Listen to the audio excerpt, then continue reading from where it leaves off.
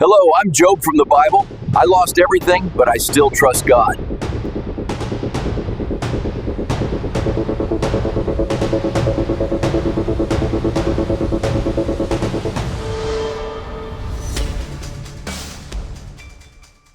Have you ever wondered why good people suffer? Why does life fall apart even when you're doing everything right?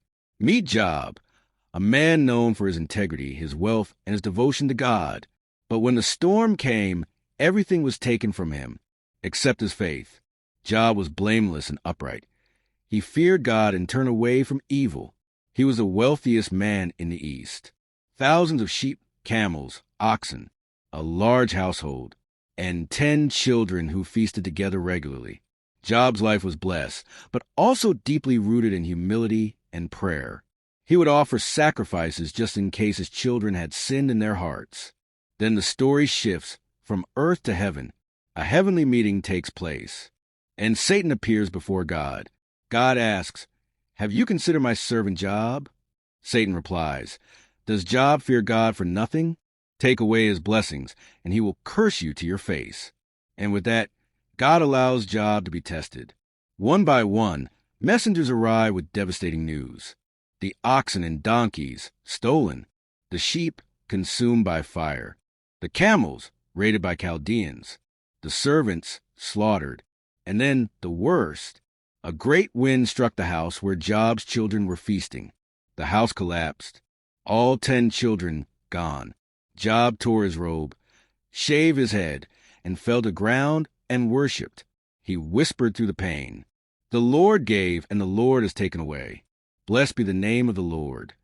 But the test wasn't over. Satan returned, saying, "Skin for skin. Touch his flesh, and he will curse you." God allowed it. Job was struck with painful sores from head to toe. He sat in ashes, scraping his skin with broken pottery. Even his wife said, "Curse God and die." But Job replied, "Shall we accept good from God and not trouble?" 3 friends came and sat with him for 7 days, saying nothing. When they finally spoke, they accused Job of wrongdoing. "Surely you've sinned," they said, "or God wouldn't allow this." But Job defended his innocence. He poured out his pain. He questioned, wept, and pleaded for answers. After all the voices of men were silent, God spoke from a whirlwind. "Where were you when I laid the foundation of the earth?" He reminded Job of the greatness of creation, the mysteries of life, and how limited human understanding really is. Job trembled in awe, not because God answered every question, but because he revealed his glory. Job repented for questioning God's justice, and God restored him, twice as much as he had before. New sons and daughters, a long life filled with peace. Job lived 140 more years and saw 4 generations of his descendants. Job's story is not just about pain. It's about perseverance. It's about trusting God when there are no answers.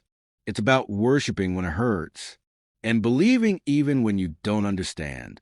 Your suffering is not the end of your story, because in the hands of a faithful God, your trials become testimonies, your losses become lessons, and your pain becomes purpose.